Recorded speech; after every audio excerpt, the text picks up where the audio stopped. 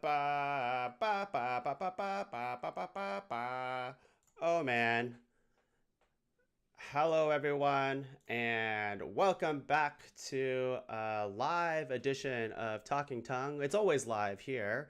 My I don't even know if I'm allowed to use the theme song to Game of Thrones now that I think about it. I feel like the live video will be instantly pulled for me using it, but oh well. We'll see how it goes. HBO, come on, just hire me already. We can do Talking Tongue, the HBO show. But welcome to a brand new edition of Talking Tongue, like I said. And yeah, this is really exciting. End of an era, if you will. Game of Thrones is over.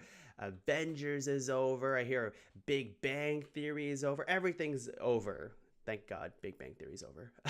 But yes, we wanted to dedicate a special episode of Talking Tongue just for Game of Thrones because it's such a monumental thing that's ending. I mean, people have plenty of opinions of this season, and because of that, we need its own episode. So I'm really excited to get into it with you folks. Just want to make sure the stream is working, so give me a second. I can't tell if it's working or not. I'm going to assume it is. But we have today some callers. We're doing this new thing. We're calling in people from all around the multiverse, and they're gonna join into some discussions. So I'm excited to see who calls into the show. But if you want to call into the show, I have my Discord little setup here. So we're experimenting today. But like I said, talking about Game of Thrones, here it is.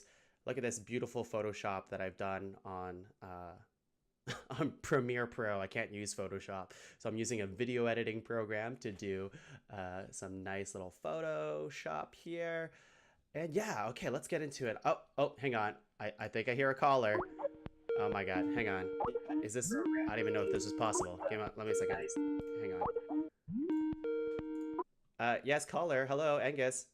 Hey, What? buddy, how's it going? Oh wow, I can't believe that worked. Yeah, I'm shocked. Honestly, I didn't expect you to call into the show so soon. I mean, we haven't. Oh even no, just... I called right away. Yeah, Oh, I you called did. right away. Oh, Yeah. I hung up on you immediately. It sounds like.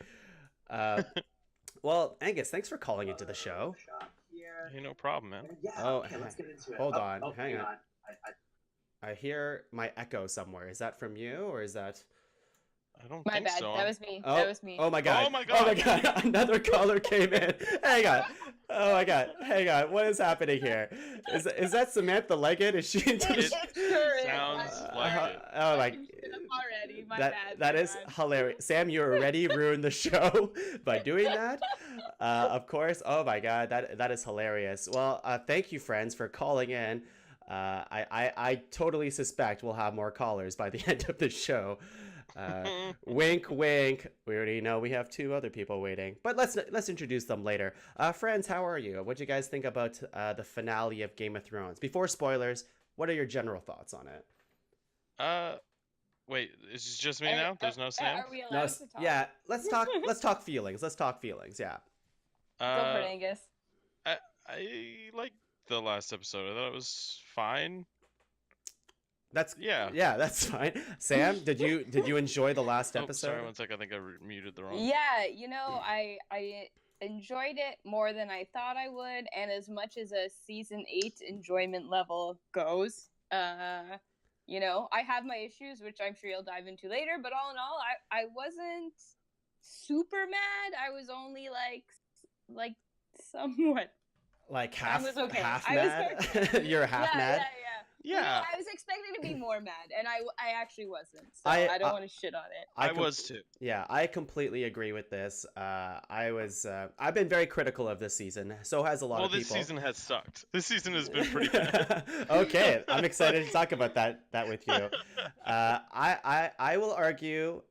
Actually, I don't want to argue too much because I think it definitely has a ton of flaws. But the way they wrapped it up with what they had, I was pretty satisfied enough, I suppose. That's the thing.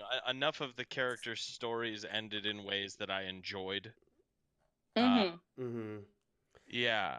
Interesting. I think we just got another caller in here. Their name's Tyrion Lannister, so I don't know who that is. I think it's I don't think it's Peter Dinklage. We should have set up multiple rooms. We should have set. I should have set up multiple rooms. No. I don't know how this app works. Guys, everything's going smooth. There is no train wreck happening right now in the PodCavern. This is great. But this is fun. I think I'm getting another call in, so just give me a second here. Can I give a quote to start off this thing? Yeah. Sure. It's not about Game of Thrones, but just in general, I've been thinking about it a lot. Yeah, okay. Well, it relates, I swear. It's Okay. like, I was reading this book, and they said it's so much easier for people to get excited about disliking something than agreeing to like it. And I feel like this season has, like, got a bit of both of that going on, you know? Like, people love to hate it, and it's kind of funny, but, like, you don't want to shit on it too hard. Yeah, that's what I mean. It's I like feel a balance we're trying to hit here. I think so too, and I think it's insane that some people are like, "Oh, what are they? DB Wise? Is it? Yeah, no, David Bainoff and DB Wise. They're supposed to helm the next series of for Star Wars, in fact, and people are like, "Oh my God, they ruined Game of Thrones. Like, I'll never trust them with anything." But I think that's a ridiculous prospect since they've gave us most of it was pure joy, and even the last season with gripes and all. It was fine. Yeah. Disappointing, but fine. Man, there's enough good stuff to just talk about good stuff, really. Yeah, I think so. And I think it would be a little too easy this early on. Like, I have a feeling we're gonna have different feelings about it in a couple months, and I'm not sure if they'll change more for the positive or for the lesser of it. I think. Right. I think to expect it to have pulled off a flawless ending we might have been asking a bit much as fans, but I think the Game of Thrones fandom is kind of like that, you know, like the fact that they can't theorize on something anymore is because that's the whole thing with Game of Thrones, right? You're just theorizing, and the fact that you can't do it anymore, or the theory was wrong. Yeah, exactly. Got people really angry. Hold on. I'm getting a call here. It's just oh jeez. Oh my God. It's the Metal Gear sound. Hang on. Yes, caller. Who am I speaking to? Yeah, this is Snake. Oh boy. Oh jeez. Is that Snake? Ethan, are you posing as Snake right now? You guys got me. Ethan Howson, everyone. Holy jeez. This. Hey, how's it going? How unexpected of you to arrive. I just decided to drop in, see what all the huss is about. Hey man, that's insane. How are you, by the way? I'm fantastic, man. How are you? And how are you after this latest episode of Game of Thrones? Less or so, I guess. But I think I'm kind of with Angus and Sam on this one. Like, I didn't really mind this episode, and in terms of my expectations, like for the whole season, like what I was expecting of the last episode, it kind of met those expectations. Right. It's not like it wasn't fantastic on Game of Thrones standards, you know? I to think of. The second last episode, which I think maybe is the most divisive episode of the season, is when we see, can we get into specifics? Is it safe to finally say stuff now?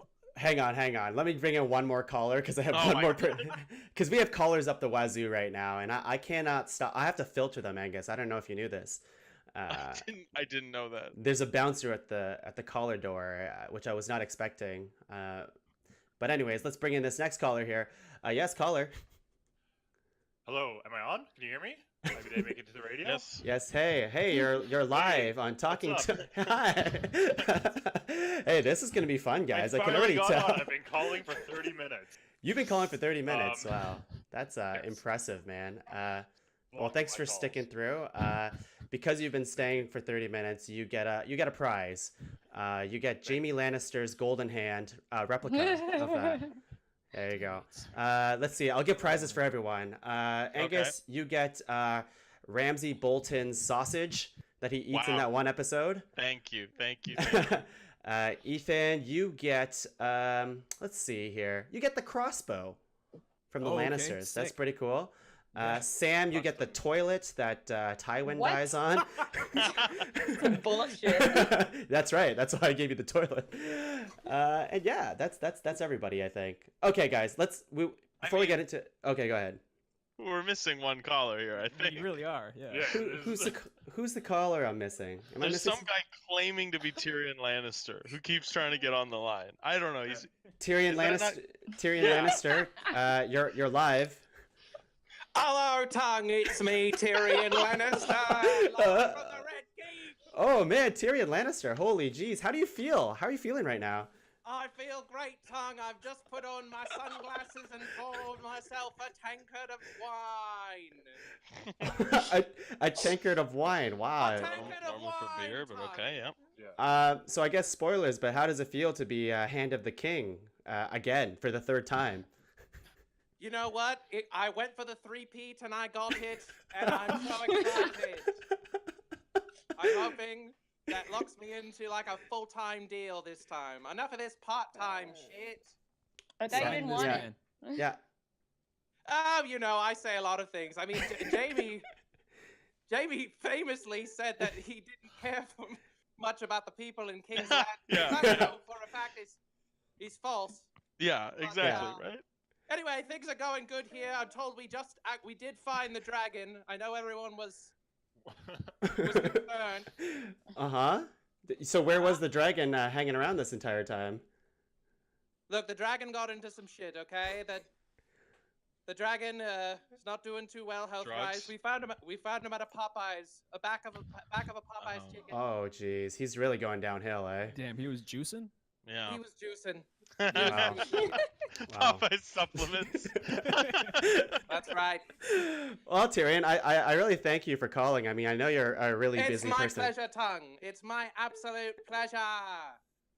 One last question for you. Now that you're Hand of the King for the third time, does the PodCavern get to be one of the 6 or 7 realms that exist in your world?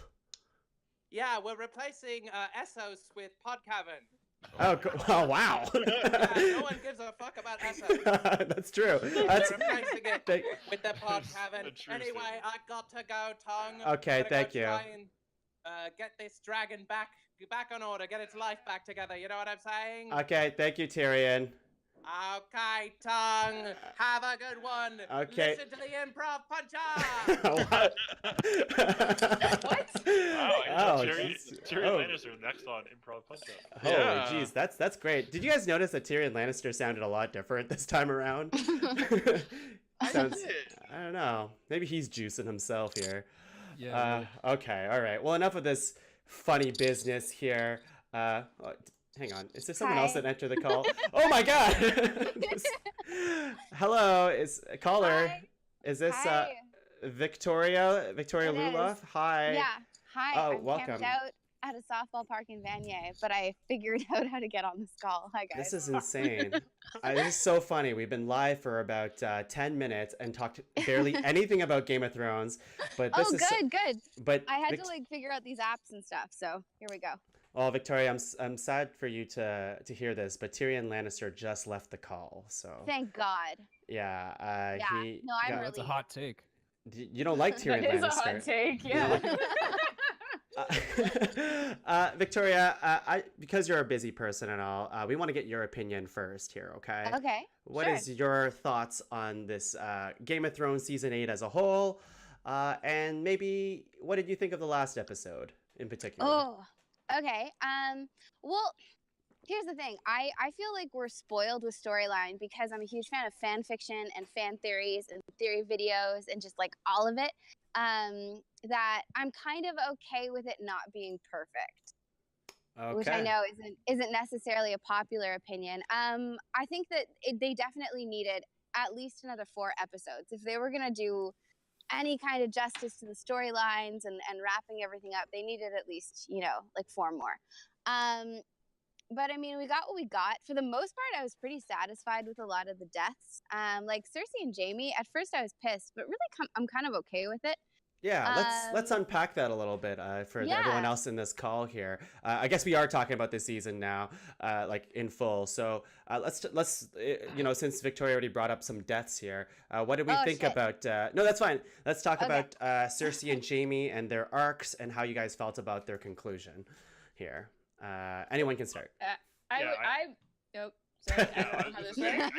I was just gonna kind of more or less agree that I hated it at first, and the more I sit on it, the more I'm like, yeah, I guess like it makes her human, and then he did what he did or whatever. I feel like this whole season is the more I sit on it, the more I'm like, yeah, I buy it. Like I agree. Like 4 more episodes to sell it to me would have been nice. Yeah, but it's like it's the absolutely. decision. It's not the decision I'm mad at. It's just like how it played out, right? So Yes. I mean, it That's felt right. abrupt. And I was pretty upset when it happened. I was like, what the fuck? But like now that I'm sitting, I'm like, oh, okay, well, sure. Sure. Yeah, totally. Like so many of the things that we felt like they planted seeds for in earlier seasons or at the beginning of this season, they just didn't have enough time to sell me on it, you know, because they were like full on 180s and some of like what it felt like 180s in some of these characters' arcs. I think that's a universal feeling that everybody has towards this season is the arbitrary 6 episodes, you know, like nobody apparently these guys had the budget for 10 episodes or, you know, however many episodes they wanted to do. And they're like, yeah, you know what, we're going to do them in 6. And some of them will be feature length, an hour and a half. But I know, Angus, you have a feeling about the hour and a half length of these episodes. What do you feel about that? I think maybe save for the last episode, none of them felt like they really needed to be that long. No. Yeah. I agree. Perhaps the worst offender of that is the Battle at Winterfell, which was a cinematic spectacle, but fell short, I think, in a lot of storytelling ways. Mhm. But it certainly didn't need. We didn't need to cut back to yet another group of our heroes being overwhelmed by zombies for like the 6th time. It felt like a lot of it was filler. They're called whites, Angus. Oh, Just well, they are. So yeah, that's right. That's all I have to add to that conversation. I got a beef yeah, with that no. episode. What's that? No, I was just gonna say I have the Battle of Winterfell is probably I got a real beef with that episode for sure. But Yeah. maybe we can talk about that later. Yeah. Well, but like that's- considering how few deaths there were while they were being mobbed by zombies, we didn't need to cut back to it that much. Like Exactly. you know, like it didn't move anything along. It was just spectacle. Yeah, it was just it'd be like it's like manufactured tension that the 3rd or 4th time we saw it didn't sell it for us, I would say, as viewers as a whole. That's right. And I think there was a lot of manufactured tension throughout like those middle episodes of the season. Like, I feel like the whole killing of Regal, was just like, oh, we got to. It was like one dragon did the job, so why did you need to kill the other one? That part shocked me a lot, and then the more I thought about it, the more I was like, oh, it doesn't really make any sense. Like, why did they? You're right. And her plan. Well, no, they needed to do it. They needed to piss her off as quickly and as effectively as possible to justify what she was gonna do. Okay, Yeah. you know what? I think we're there. Let's talk about that. Yeah. Let's talk about how everyone feels about the twist in the show and how they handled it. Let's go through that. So I'll go first, I guess, and I'll say the whole spoilers. Although you're listening to the spoiler episode, Dany goes mad. She becomes the Mad Queen, and you know, thinking back on previous seasons and how the writers talked about how it's all been leading up to Dany becoming mad. It's kind of like a stretch for me to think in that way, but I believe it if that's how they're presenting it like that. I just think this season in general didn't do a good job up to the point in the 5th episode where she finally snapped. They could have definitely fleshed that out more, showed a little bit more signs of madness before it happened. Agreed. If she was like losing the battle and then resorted to burning the whole city, I think that would have made maybe a bit more sense. But they were winning. I think that's why we all, as viewers, were like, well, this is just so heartless. Why would she do this? Because they were winning. They had won. It was over. Yeah. I think that's the part that nobody really bought. I think. I don't want to speak for everybody. I didn't buy that it was that much that fast. Like I would have preferred to see her snap just a little bit and have it go too far. Yeah, like, okay. Not like I feel like it was a conscious choice for her to just burn the whole city. I would have rather see her start maybe a little fire and have it, go, you know, like just a little fire. I have a whole you know, AU script that I would have liked for that episode that I've like written in my head. But yeah, this is what I found was like they made big decisions that had big consequences, but it's more interesting if there's small decisions that have big consequences. Yeah. Like, because that's what we saw through so much. Like this whole War of the Five Kings was started by a letter. Yep. And this whole thing came from it. Meanwhile, we've got, they just didn't follow through with like that way of bringing plot about. That's what I found disappointing. Yeah. They really skipped out on the subtle details that really brought huge waves to the show, and that's what kind of like dragged me into it in the first place. It wasn't these big cinematic battles. It was all like the politicking and like the backstabbing and manipulation that really brought me into the show. And they kind of like threw that away in the last 2 seasons, more or less. They kind of just like turned it into a Hollywood, action movie, really. It looks like a TV show now. Everyone's like caked on in makeup now. Everyone has like crazy hair. Like everyone's hair is so immaculately produced, and that just wasn't a thing before. Well, right? also people are surviving a ridiculous amount of stabbing, which would if we flash back to season 1, Ned Stark got stabbed in the leg, and he was like on like a stick crutch for the rest of his life, right? Yeah, exactly. But Jorah Mormont, or even let's just say Jaime Lannister in his fight with Euron Greyjoy, gets stabbed twice, somehow makes it up a bunch of stairs and then down, and then he does die in rubble, but it's ridiculous he didn't die before that. Step to like the side. Do you remember when Tyrion walked into that room? There was a whole bunch of area where it was not collapsed. Yeah. It was like a bunch of bricks fell. They lay down on it, and then a fine layer of bricks covered them. Yeah. And he knew exactly which bricks to pull off because he found the hand and then turned to his right and pulled up a bunch of other bricks in a seemingly random direction, and they all just those are all the ones covering their heads. Yeah, there's a lot of things in that season where you're like, wait a second, Can I speak a little more to Daenerys here? Sure, yeah. I want to like give a shout out to Emilia Clarke because I think she did a good job, and I think like that final moment of her like trying to justify what she was doing to Jon Snow was like pretty good. Like the disillusion in her, I felt was like she sincerely seemed like she thought she was doing the right thing, like whatever. And I was like, okay, you're mad, but like I can see it. But I feel like Tyrion trying to like explain it to Jon Snow wasn't super great because like I don't know, it just seemed like he was like, she's killed people in the past and this and that, and like trying to be like, oh, like it makes sense that she went mad. And I feel like he was like kind of trying to explain that to us too, like you should have seen it coming, but like I still didn't. And it was like, I feel like she only killed bad people before, so it really, the whole killing innocent children and this and that did kind of come from left field still. I mean, I get that they're trying to like make it a little more believable and this and that, and like I said, I think her job was great, and I agree with everything people have been saying. Like a few more episodes we probably would have seen it more, but yeah, totally. Oh yeah, but to your shout out of Emilia Clarke, I mean everybody in fact like they're such phenomenal. Like I'm truly gonna miss Peter Dinklage, especially acting. Oh, totally. Yeah, he's great. Yeah, phenomenal actor. Maybe not so much Kit Harington. I've been realizing Kit Harington's not that great an actor.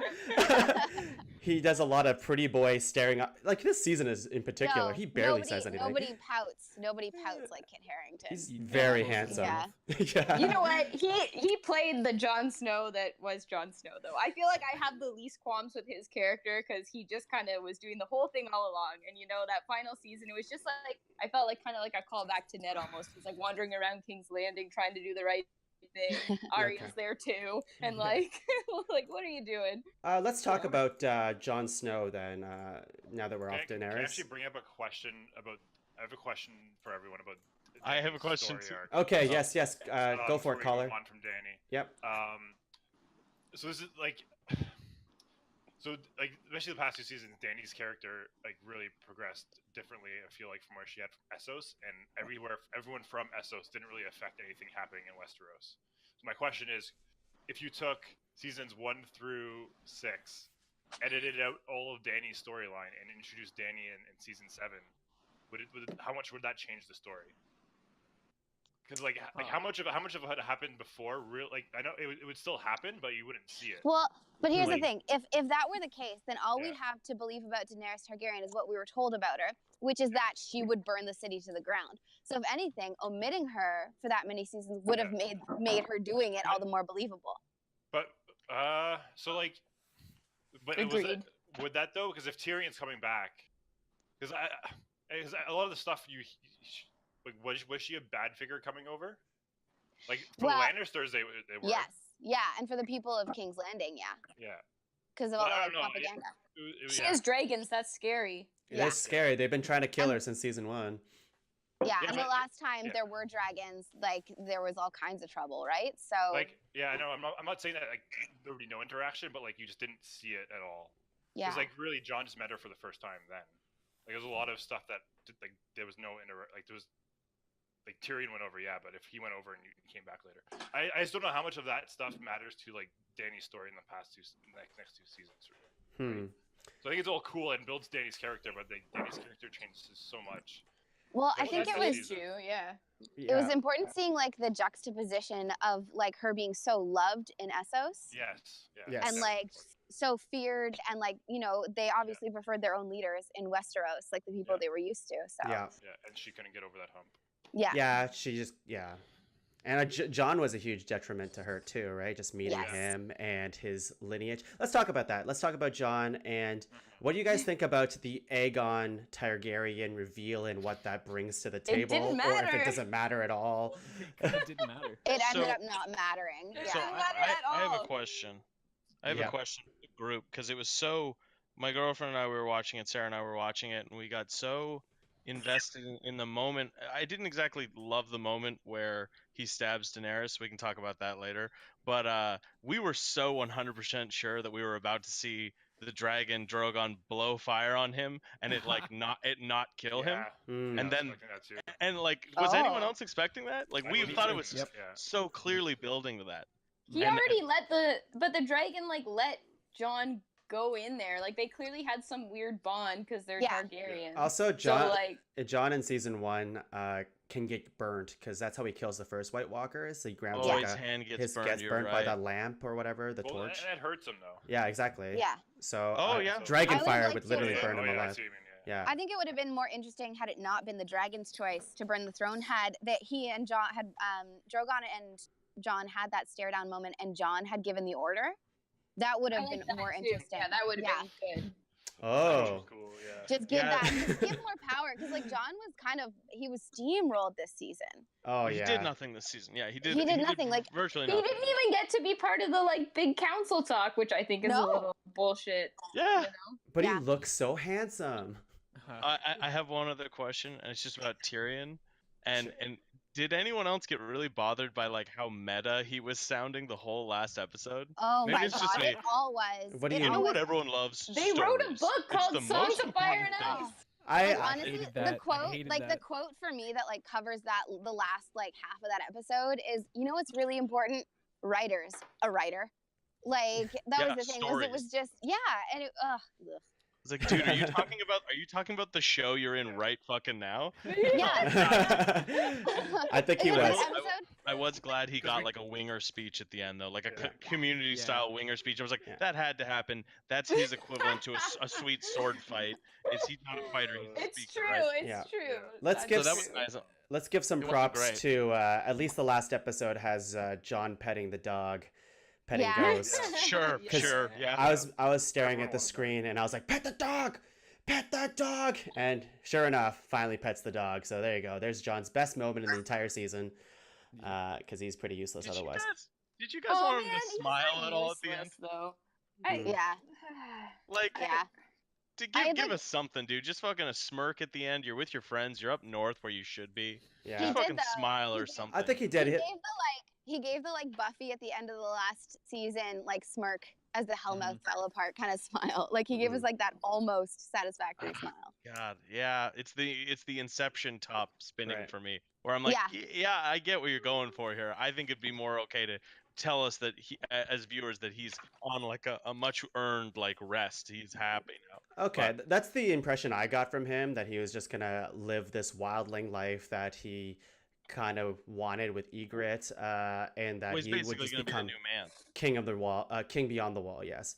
Yeah, that's basically I think what's gonna happen. Back to just really quickly on Aegon Targaryen, because Laura asked me this question last night. She said, "Does that even matter?" And I was trying to justify it, and my justification is, I think what the writers want us to believe is it's because Jon won't return his affection. That's like one of the big reasons why he doesn't want to, make out with his aunt or like fall in love with her in that way, is another turning point of why she became crazy. It's just, I think that's the only point of the whole thing, right? Is that it's just a plot point to make Danny more crazy. Yes. That's a loaded plot point, though, to throw away like that. Yeah. Like, it so is, much yeah. more evidence. Would you have been as satisfied? Because some people, I was hearing that they wanted John to be sitting on the throne, but would that be too on the nose, right? Yeah. So what I thought, or what I read, which actually I probably would have been pretty satisfied with, was when Tyrion, or when Grey Worm brought Tyrion to like the council there, he would have also brought Jon, and then Tyrion or whoever reveals Jon's true nature, his true lineage, and then they offer him the throne, and he just refuses it, and then they go on and choose. Yeah. Infinitely better already. I think what would have been cool, and I was thinking about this today, was if you have Jon come to that kind of meeting as well, but have him kind of, because obviously he feels like a big remorse of killing his queen, even though he knows she's evil.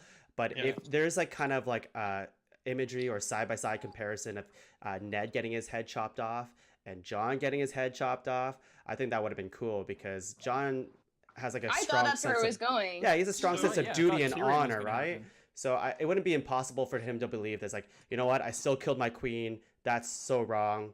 I deserve to die. That's the way that it should go.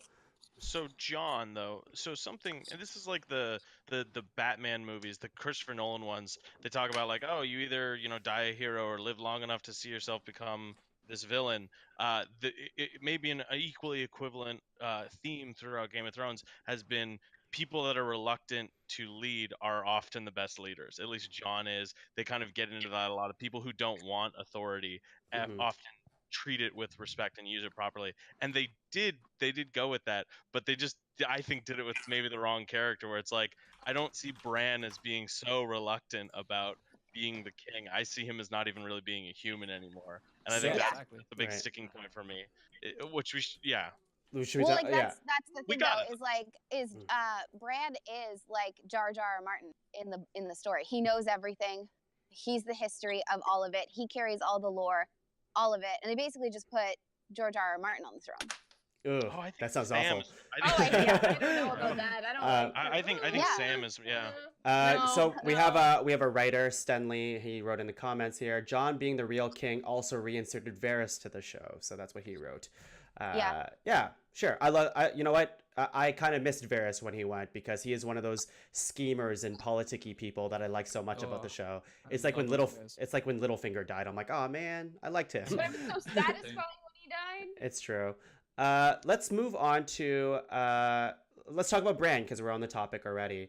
And we could talk about his entire arc of. Do you guys think he deserved to be on the throne? What arc? What are you talking about? He was like important, built up, and then everyone was like, "What is he? He's kind of useless." Night King, what's their connection? And then he was just like thrown in there. And also, he was like, they already mentioned making him king of the North, and he's like, "No, I don't want things." This and that, and like whatever. I don't want anymore.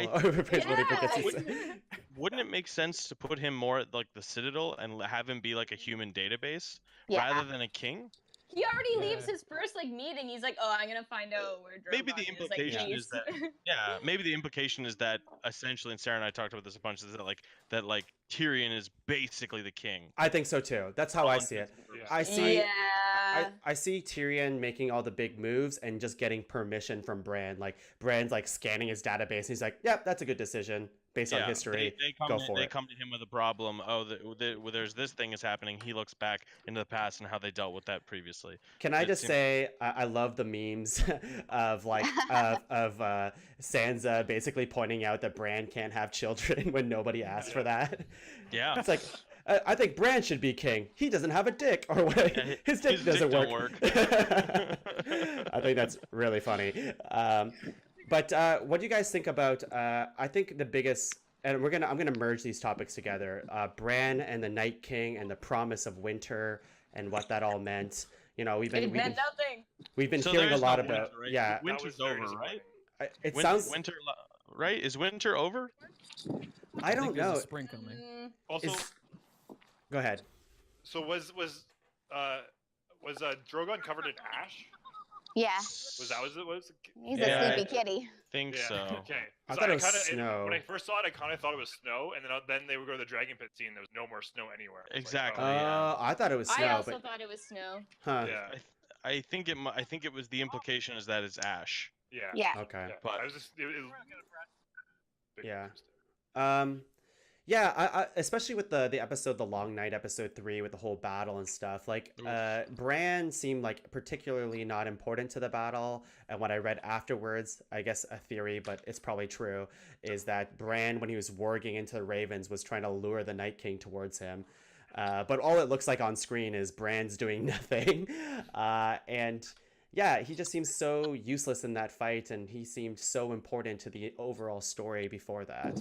Well, he's the most passive character in the show at this point. Yeah. For the last 3 seasons, he's done almost nothing. They set up this great thing where, he's the reason Hodor is Hodor. Mm-hmm. And I had a similar theory about, maybe that's why the Mad King kept screaming about fire, is because we're going to see Bran jump back in time and mess with that guy's head by accident or on purpose or whatever. It was like, no, not really. The green seeing isn't important. The warging's not important. His connection with the Night King's not important. It doesn't matter. Yeah. Also, he didn't have to lure the like, if that was true, if he was trying to lure the Night King with ravens, he didn't have to do that. He has the mark on his arm where literally is like telling where the Night King, he should know where he is. We have Eric Cherapy in chat, Tyrion Lannister's brother. We have Bran orchestrated the burning of King's Landing by telling Jon about his heritage. He's Emperor Palpatine of the series. Yeah, sure.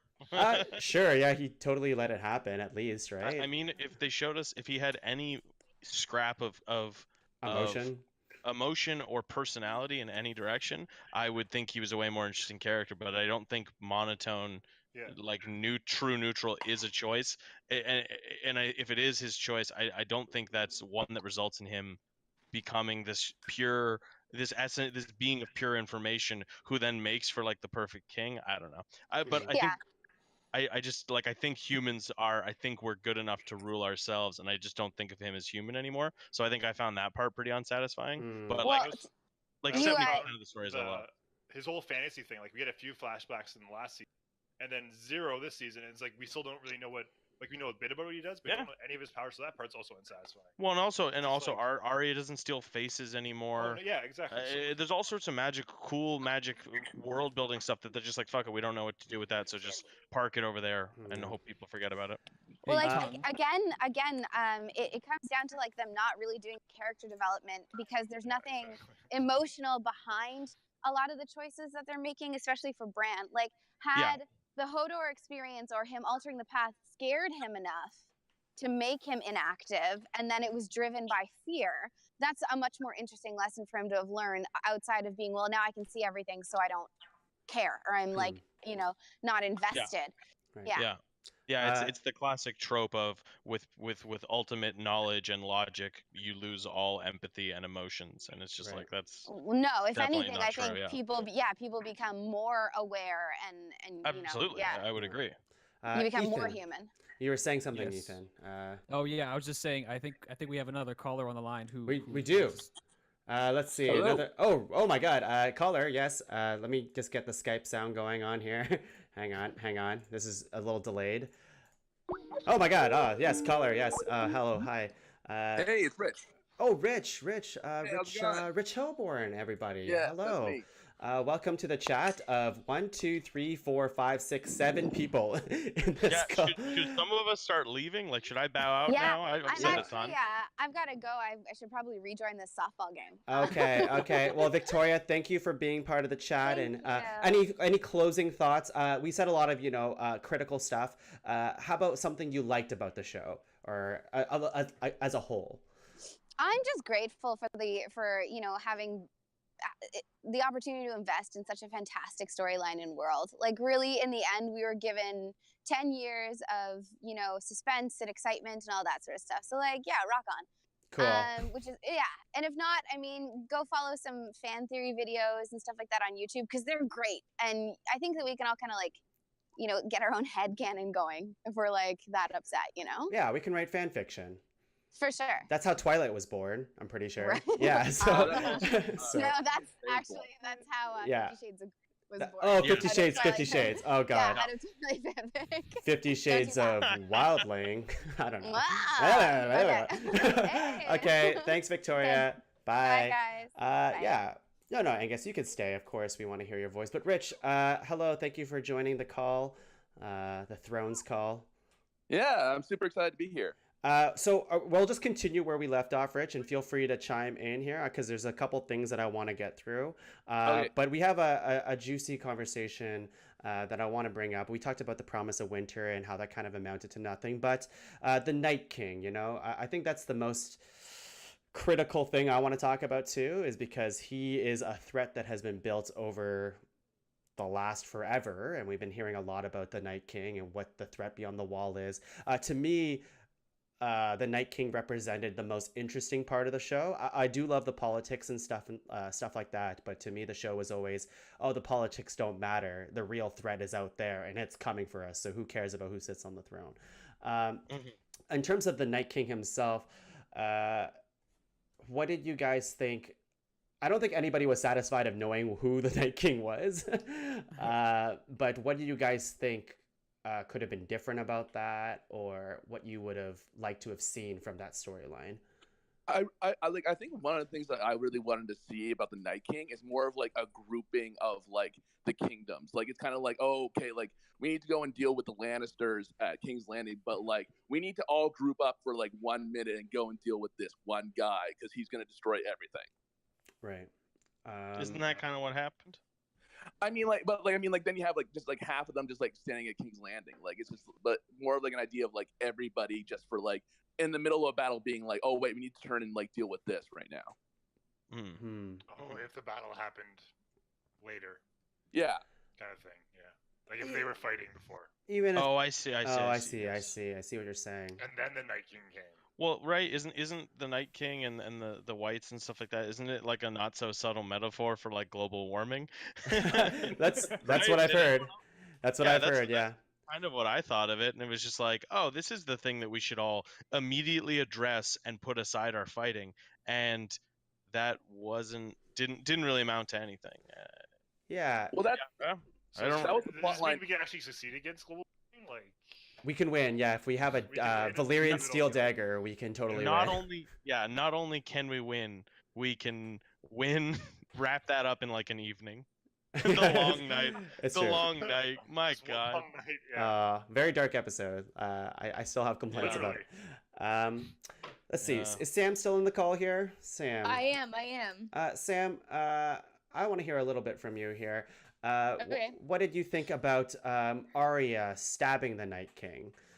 I wasn't opposed to it. I mean, I'm all for it. I mean, I have my bias because I'm like very pro Arya. Whatever. She's one of my faves.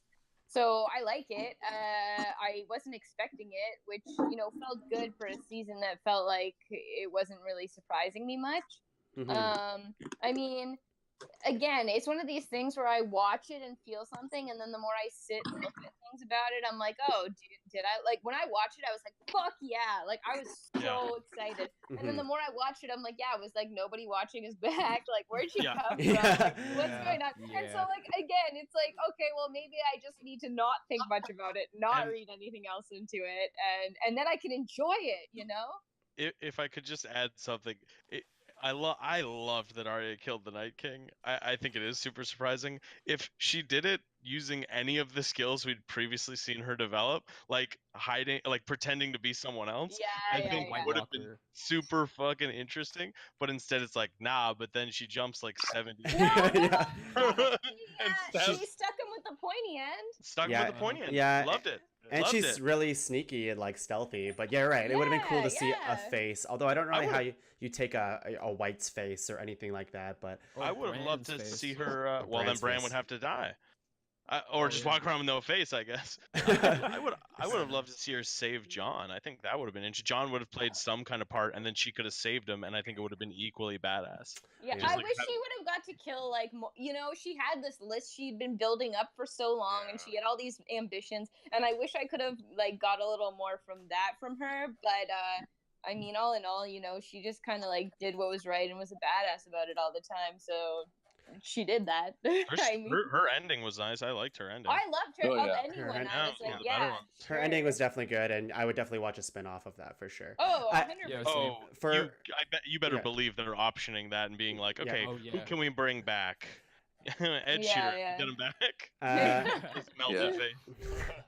Let's just hope it's not like a Joey from Friends. It'll be 100%. Or it'll be the Cleveland show. Okay, so we have a couple comments from the Facebook chat here. Sarah McKinnon wrote, just tuning in now, but what about all the prophecies? And Stenley wrote, and she used that move on Brienne. So very apt, yes, from one previous... the Brienne thing, yes. Yep. The prophecies, they talked about the green eyes, the blue eyes, the brown eyes, whatever. And I was reading on like, where was the green eyes? But I think in the books, Peter Baelish has green eyes. He has pale green eyes, so I think that's what it was, I guess. I think that was a thing that they weren't setting up when they did that early. I think when they gave that first utterance of that prophecy. I think that's one of the things about Game of Thrones though, is that it's just like on a level nothing really matters. Like it's like, oh man, I love this character, but then they die, or like the prophecies never really come to fruition. Right. Well, I think that's my main issue with the later seasons of Game of Thrones is the characters that we want, or like they don't take the characters away from us. They used to. They used to make you fall in love with a character and then take them when you least suspect it. But especially in the Long Night, when like Brienne and Jaime and Podrick, all these Samwell, Tarly, they all should have died in that battle.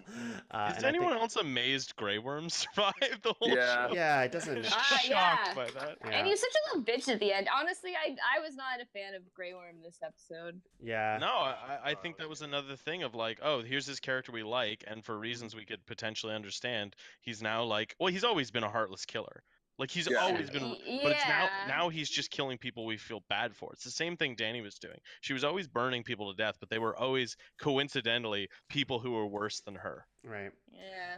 I think, right? Yeah. Totally. Great show though. And the last thing I'll say about and we don't have to get into it, but the Night King, I really wish they explained, like, I guess he must be Targaryen or something because he survived the flames of the dragon. No, I was hoping. He's just cold. I think that's just magic. Yeah. He's just really cold. Okay. I think he's supposed to be like one of the guys that they're doing one of the spin-offs about, like the prequels. Really? Yeah. Interesting. Yeah. Well, what the hell were his generals doing? Nothing. They did nothing. That was disappointing. They did nothing. My God. Yeah, that was very disappointing. They looked cool for a lot of seasons, and I kept saying, I can't wait till these guys let loose. Well, maybe it's too corny, but at a certain point, I was like, oh, okay, they made it to the Godswood. They've got like 12 generals. We've got like 12 hero characters we've been following. I guess we're gonna see like a face-off showdown. Brienne, Podrick, Jaime, they're gonna be fighting whites. No, White Walkers, no, not really. They just stood there and then crumbled. Yeah. Yeah. Let's see. Everyone's satisfied with Arya's ending. I think that was good. Although I did say like after she killed the Night King, I felt like she was kind of, I don't know what to me, Arya was more interesting when she was on her own. So when she got brought into the fold, it was so weird for me to get watching a lot of stuff. I disagree. I think she's much better when she's with the Hound. Oh, yeah. Sorry, with the Hound, she's in, let's talk about that. Let's talk about the Clegane Bowl, if you will. Were people satisfied at least with that matchup? The Hound versus the Mountain. Not really. It was corny, but it was as good an ending I think we could have hoped for that. Really, it was like completely constructed from fan fiction. Like the first time I heard about the Clegane Bowl was reading it on Reddit. Like I don't know, it just didn't seem like that's how it should have gone. I'm not sure. I don't know what other people think about that. I kind of loved it in the sense that it was so over the top and it felt like a final boss video game, especially how it was staged. It didn't feel very Game of Thronesy. Although, Ocarina of Time. Yeah, that's what I was thinking. But also, I do think there's the poetic nature of him like tossing each other both in the flames. That's Game of Thronesy to me. But the whole fight is kind of it's pretty over the top. it could have gone either way, really. The more important scene was the one that preceded that with him and Arya, their last scene together, which was maybe one of the better interactions this whole season. I think, at least for me, it was a wonderful, it was a great like closure. Don't be like me. I'm consumed by hate. I have to go do this. I'm going to die. And it's like, yeah, I think. I liked that a lot. I think that was made it excusable. Like I rolled my eyes hard when the Mountain's like chest armor falls off for no reason and his gloves fall off. I'm like, what the fuck is this? Why is he shirtless all of a sudden? Because he's beefy as fuck, man. Yeah, they had to show that off. I will say between that scene with fan service. Yes, it was very fan servicey. Yeah. With Sandor, but I think they earned it. I think they earned it with that scene beforehand. I also think they earned the scene with Tyrion and Jaime. That last interaction was probably one of the best scenes of the entire season. Yes, and the show, to be honest, like it really that moment felt earned between those two brothers. It was wonderful, except for what Tyrion said when he called in just moments ago. Oh yeah, the part where Jaime says he doesn't care about the people. I'm like, well, that's not true. Yeah, that's not true. Yeah, let's not have Tyrion Lannister call into the show anymore. He's probably drunk.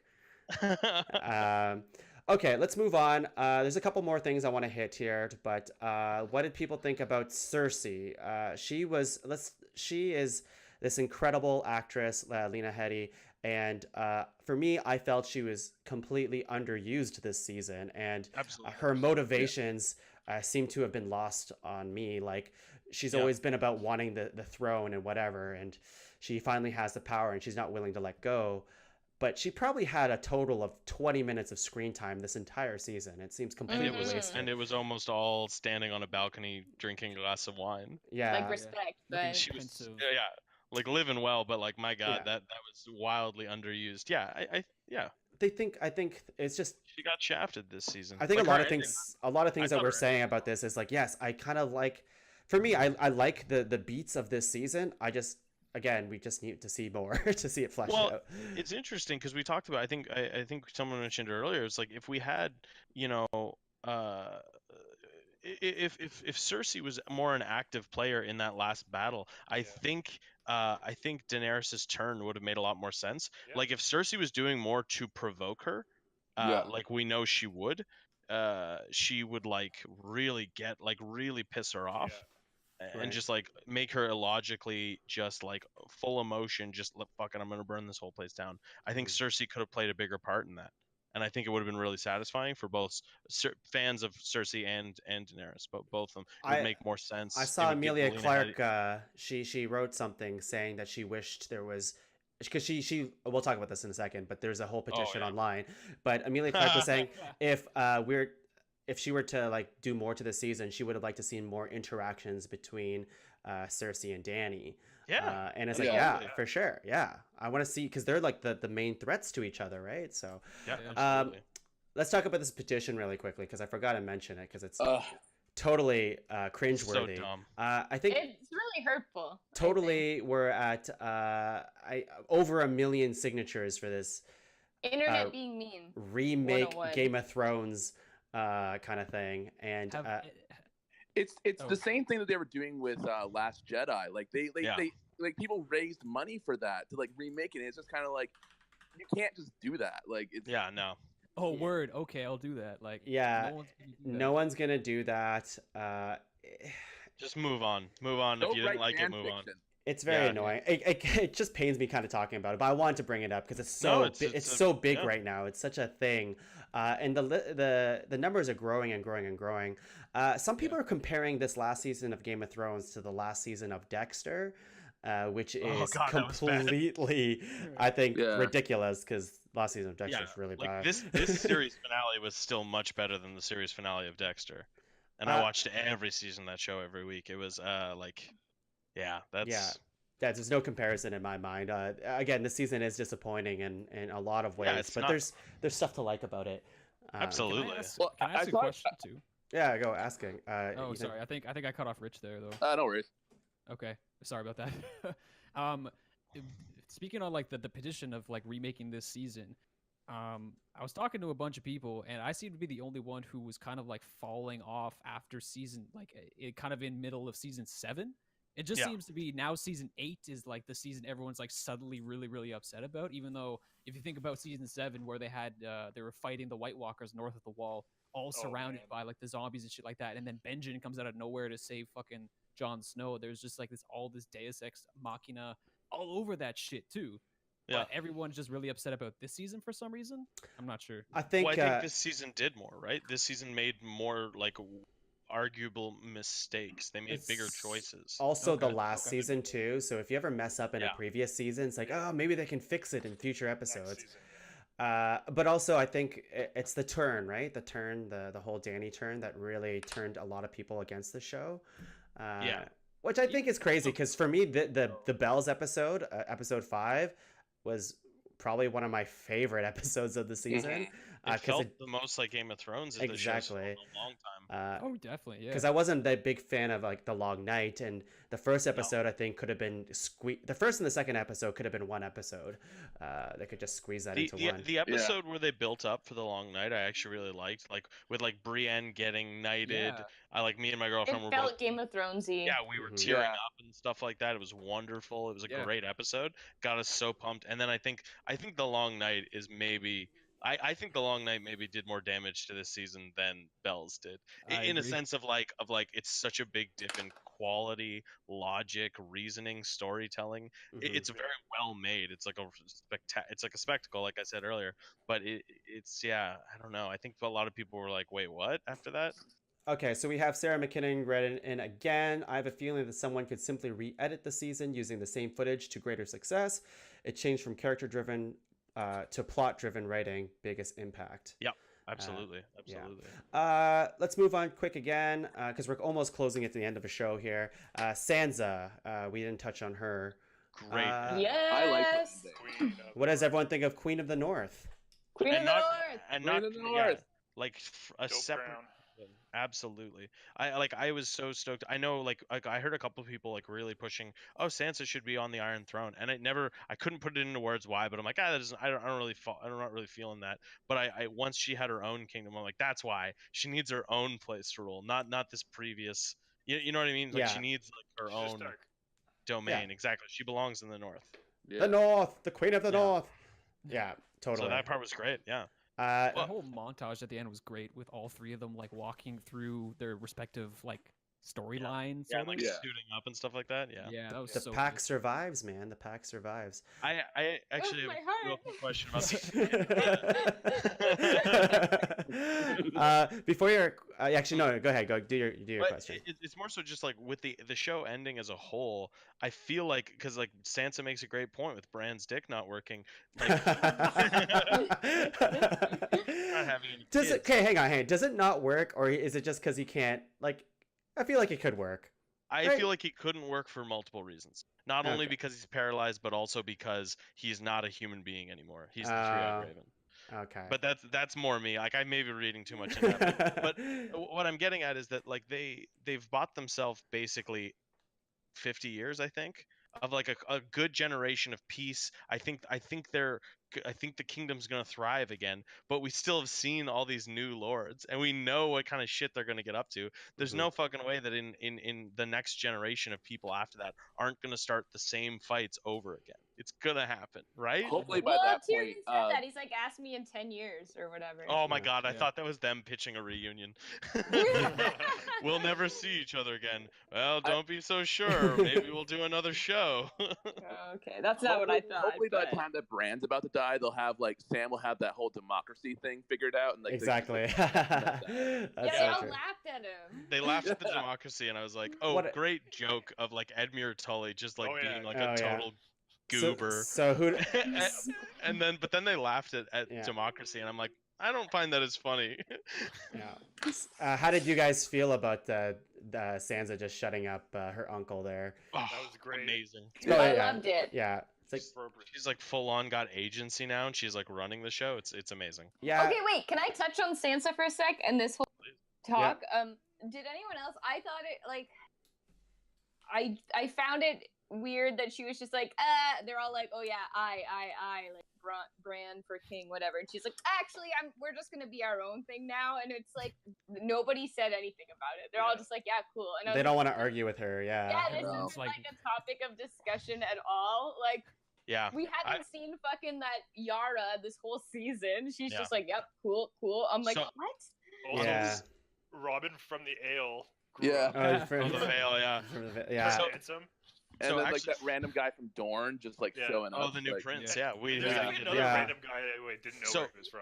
So Sam makes a really good point though, of just like, oh, that just happens because the show's ending. They can't have people argue. I had the exact same feeling when it cuts to Jon's cell and Tyrion just says, "Eventually, Grey Worm agreed," and I'm like, Grey Worm is so like stoic and like single-minded that I'm like, I have a hard time believing that he would agree to that, because we've seen how driven he is and how like truly like narrow-minded he is in the sense of justice and stuff like that. It's always got to come at the end of a sword. It's so weird that don't worry about it. They swept that under the rug. Yeah, it seems weird that he kind of just let Jon be prisoner for that long. It really would have seemed like he would have killed Jon, to be honest. So did anyone? Go ahead. Oh, sorry. Go ahead. No. Just did anyone think they were building to a fight between Jon and Grey Worm? I could have seen it. I could have seen it happen, but I didn't. I thought it was. I figured it was like a. I figured it'd be something similar to the Clegane Bowl, where it would feel fan servicey, but it's just based on like the cinematography, where like the way they had shots for each other, and I'm just like, oh, are these two gonna fight? And it's like, no, they're gonna be grumpy at each other and then part ways, never to see each other again. I thought maybe they were gonna blow up. Oh yeah, that's what I thought at the end when they're like Grey Worm's like looking down at him and he's loaded on his boat to like get taken back to the Watch. I was like, oh my god, are they gonna like blow up his boat out of spite and everyone's gonna die? Like I was still waiting for some twisty like, oh no moment, but it didn't happen. I want to give props to, actually, you brought a point of the cinematography in the show. Like there's some beautiful stuff. One of my favorite shots in this entire series is with in the last episode with the dragon wings and Dany. I was like, I was like, props to that. That's really good stuff. I liked it. I liked it a lot. I have a feeling though, like I can't imagine someone. I don't see how you could like that shot and then not also like the shot of the Clegane Bowl with the dragon flying across the sky and stuff like that. It's just so very fantasy. It's such like a single frame of fantasy. Yeah. That I loved both of them. But I could see people having similar complaints to that shot. It's a little corny. The last thing I want to bring up here is we have a couple side characters. I'm going to just list them off here. Brienne, Davos, Sam, and Bronn. I don't even want to give too much airtime to Bronn because I think his storyline was completely useless in this entire season. Come on, man. What do you wanted? Yeah, it's that's just my boy. Bronn's just the voice of reason. Is he? Is he though? I don't know if he's the voice of reason. I think he's a realist. Selfish reason. Yeah. He's a realist. Yeah. He could have not been in this entire season, and it would have been the same, right? Yeah. True. I mean, what they should have done, and I don't know why they didn't, was when the dragon attacks the gold caravan like last season, he should have got killed there. Yeah, absolutely. Totally. He to 100% should have died. Like he didn't do anything of value after that, and he would have gone out at a peak where we all loved Bronn the most. I think at that point, and he was shooting arrows at dragons. It's like fuck, he's gonna get killed. Exactly. Stanley wrote in again. He said, "Question: now that the North is officially independent, do they still get a seat at the big council? Like when Bran wargs into wind and blows away forever, does Santa get to vote for his replacement?" I don't know how to answer this question. I don't probably know. I think it's like no, right? No, I don't think she would because she's not part of the Six Kingdoms. That's my guess. It's a good question. I don't think Santa can vote. That's just me. No, because she actively, I think she gave up her right to vote on it when she's like, well, we're gonna go be our own kingdom. Yeah. So I don't give a shit. Also, he totally wrote Santa and not Sansa. So I was literally thinking about Santa Claus. He does get a vote. He's in the Arya spinoff. Oh god. He was the real Night King. That's right. Okay, let's see. I think we're pretty good here, eh? Is there favorite moments? let's just say closing thoughts and favorite moments of the entire series. Of course, we've been, all of us together have been talking about this season pretty critically and stuff like that. But I think at the end of the day, I'm truly gonna miss Game of Thrones. It's kind of I think it's gonna be one of the last. Someone put it really well online, like water cooler shows, where after you watch the episode, you can talk about this with a friend from work, and there's a lot of people chiming in. I mean, look at this. We have 7 people in the same voice call right now at the exact same time to talk about this show, right? Yeah. The last time this has happened. For me, I can remember is Breaking Bad. So the landscape of TV has changed so much in the last couple of years. Will we get another Game of Thrones? Who knows, right? So Stranger Things, I feel like kind of. But it's a show that you watch all at once. You know, you don't wait a week to watch that's true. There's no unless waiting streaming anymore. services start doing that again. Unless they like release 4 episodes and then wait and then release another 4. Yeah, Which I would actually be for. I'm okay with some time in between. I Need don't to digest. I might be turning against binging as a whole, as a way of consuming media. It feels kind of like it's very different.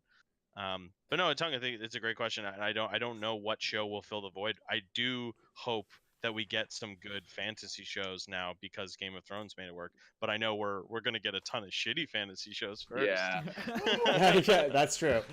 Stenley says, "Isn't Santa the real King of the North?" Yes, he is. Yep. And I wrote King of the North Pole. All right. Let's see here. To close the show, I'm going to ask each one of you, and then you can get out of here. I'll start with you, Rich. What is your closing thoughts on Game of Thrones, and what's your favorite part, or like favorite sequence, or favorite moment? I think Game of Thrones was a real like benchmark TV show. Is it like, you know, it's hard to make fantasy work on TV, and I thought that they did it very, very well.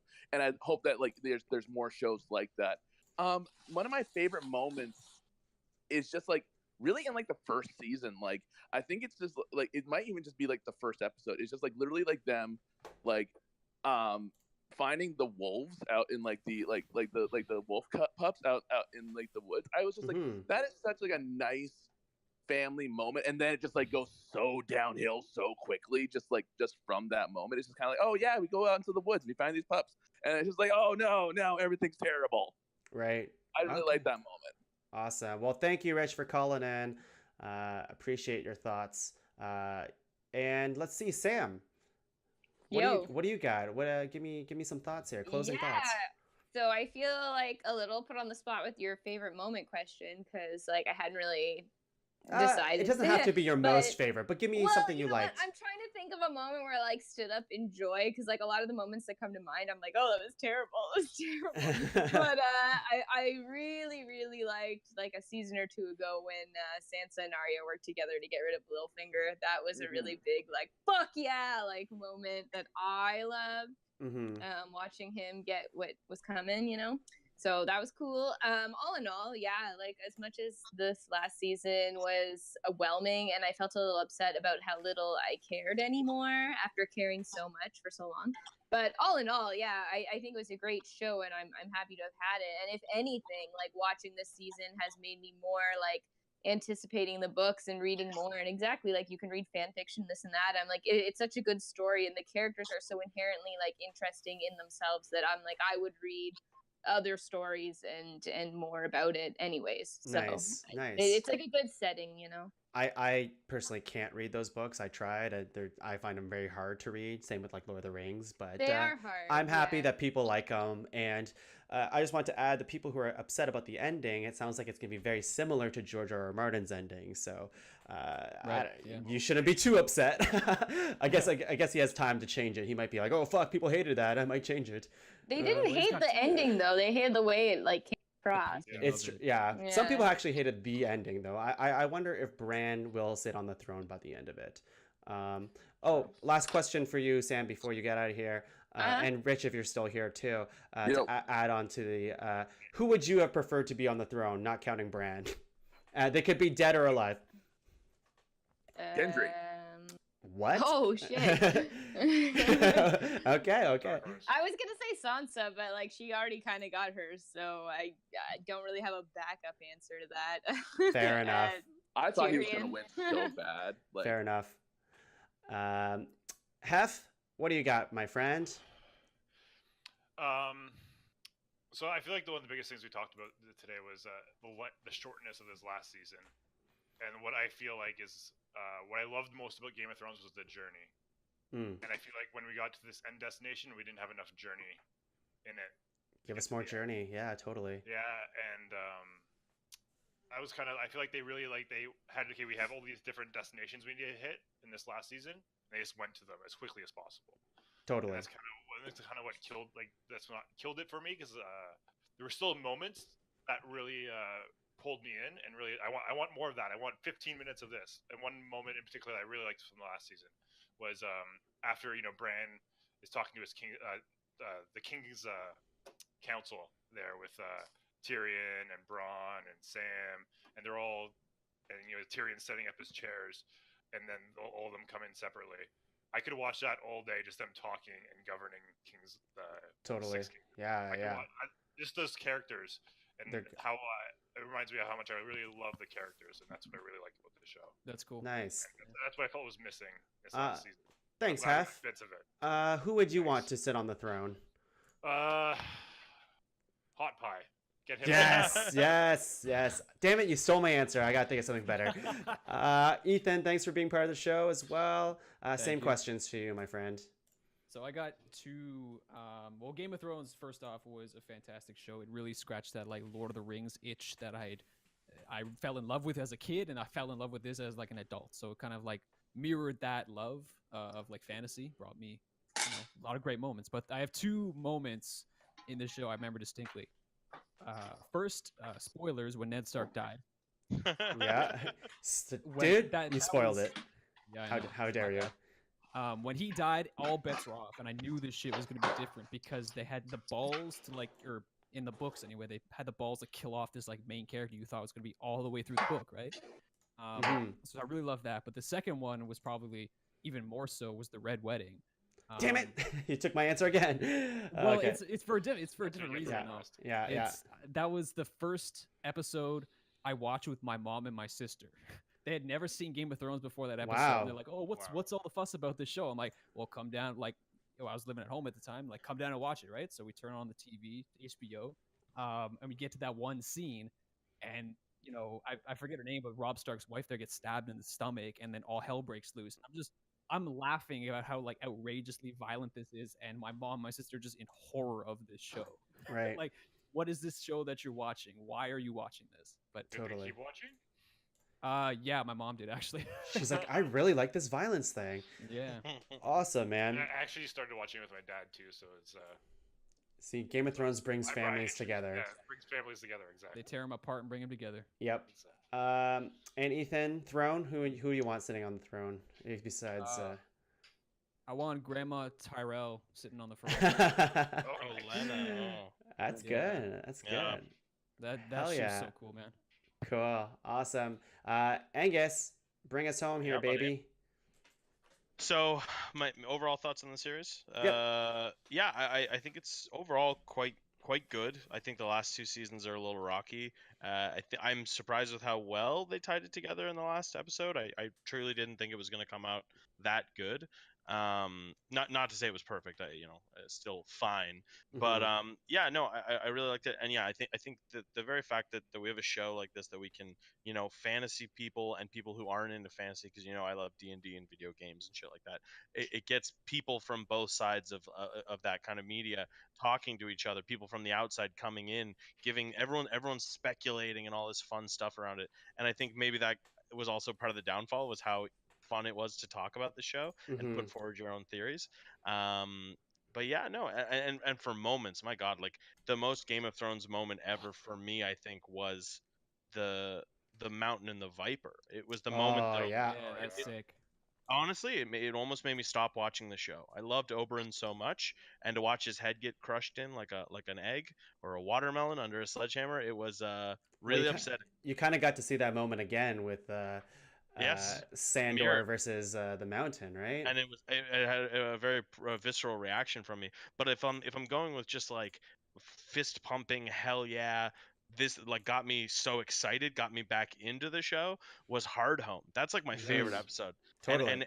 And just the moment of when we all figure out that we all figure out together that the Valerian steel swords can stop the White Walker weapons, and it's like even the White Walker's surprised. The White Walker shows just a slight bit of personality. He seems surprised, and I'm like, holy shit, he didn't know that was going to happen. John didn't know that was going to happen, and it's just at this great moment, and it got me so fucking excited. And I think that leads into like, oh well, the Night King stuff doesn't matter. Yeah. So that's a bit of a bummer for me, but that is still my favorite moment in the entire show, probably. Awesome. And throne, who you want to sit on the throne? So this is a really lame, but I'm just very happy with the symmetry of like the story they set out telling, and I would have liked to see John on it, but in a very reluctant state, kind of what they're doing with. Like, I would like to see that whole punishment thing of like, well, no, this is your punishment, is you need to, because they, even with Tywin talks about what makes a good king. A good king listens to their advisors. A good king is not the smartest person. They don't know everything, but they know how to make the right choices. And instead, we got a guy who knows all of human history. And it's like, oh, okay, well, so I guess the best king is a person with supreme knowledge. So I would have liked to see John. I think they could have done it with a ton of other characters. I will say, I had heard a theory online. I heard that there was a leak and someone said that Bran ends up on the throne, and I got really bummed out because I couldn't think of anyone I wanted to see on the throne less than Bran. and actually, with a lot of discussion with my girlfriend after it ended, I'm coming around to it more, but I'm still not a huge fan of the choice. Fair enough. Well, thank you, Angus, for being part of the show. I don't know what else to add to this. You guys kind of summed it up here. What about you? What are your favorite moments? I'm going to go ahead and say, Hef, you made a really great point about the journey. Really love the journey in the show. I think some favorite moments of mine, I'll just say two. One of them is the Crown of Gold, harkening back to season 1. I thought that was badass and frightening as hell. And a true kind of like, oh my god, this show is super insane and really going for it here. Okay. And I really loved the battle at on the wall, the battle on the wall. Where Egret dies, and there's like a really good. This is where John for me was at his peak. You know, he had a lot of agency in the story, as well as I felt the most for his character. Whereas seasons went on, I'm like, who is this character supposed to be now? He's kind of peaked, and he's just kind of coasting on him being handsome and him just like being a complete doofus right up to the end, you know. I mean, it's a really good example of someone else freaking out and him having to take charge out of necessity. He doesn't want to. It's a great episode. It's wonderful. Totally. But my final thoughts on Game of Thrones is really, like, honestly, faults and all, I think the show's complete worth watching. And you know, there's this. For sure, there's shows that like I won't recommend Dexter, for example, because that's something that's like, if you're gonna see a show to its completion, that's definitely not worth it. But Game of Thrones, you know, rocky bumps and all, it still ends, and I was satisfied enough for what they built. So. You know, I definitely am frustrated by the last season, but I definitely don't hate it. And with that said, I think don't be a dick, you know? Don't lash out to the hardworking writers and producers and the actors who made this show for us. I think it's a really shitty thing to do, to shit on someone else's art. So if you think you're better at that, then take a stab at the, you know, TV realm, or be a writer yourself, I guess, and prove everyone wrong. But I don't think you should discount people's work. I think it's okay to critique about it, but don't, you know, sign a petition. It's just kind of lame.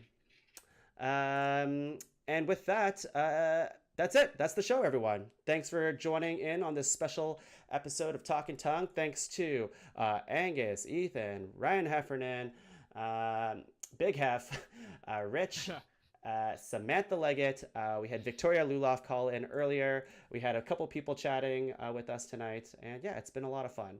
So thank you, everyone. Totally. We'll see you next time. Bye. Bye. Bye. Have a good one, guys.